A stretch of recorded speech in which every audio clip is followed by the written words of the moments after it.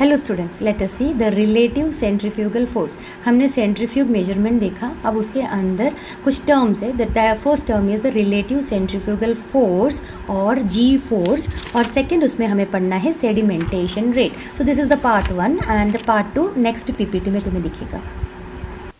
The relative centrifugal force या उसको RCF बोलते हैं या फिर उसे जी फोर्स भी बोलते हैं।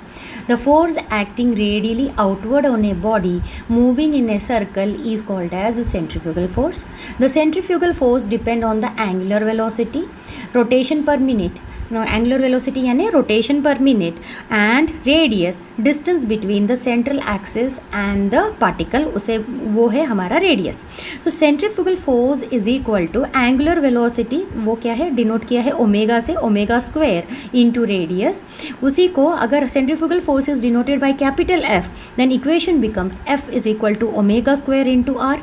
The omega is the angular velocity which can be calculated as follows.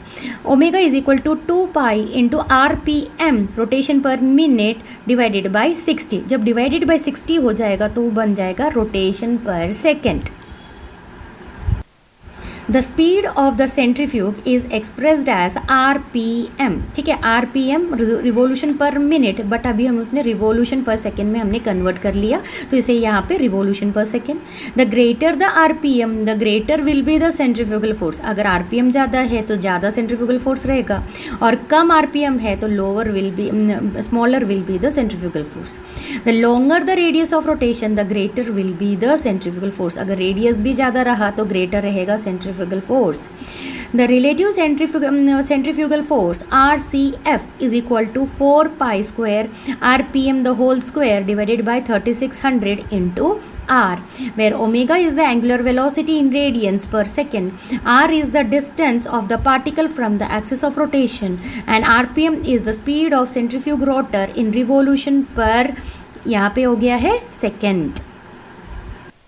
Thus, the radial force generated by spinning rotor is expressed relative to the Earth's gravitational force and therefore is known as relative centrifugal force RCF और G force. ठीक है, radial force जो generate हो रहा है by spinning of the rotor, वो उसे हमने relative to earth gravitational force हमने लिए एक्सप्रेस किया है, एंड देयरफॉर इसका नाम आ गया है रिलेटिव सेंट्रीफ्यूगल फोर्स RCF और G force.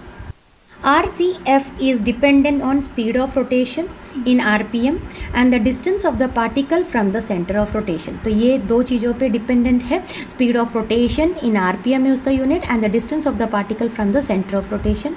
When the speed of rotation is given in RPM and the distance is R is expressed in centimetre.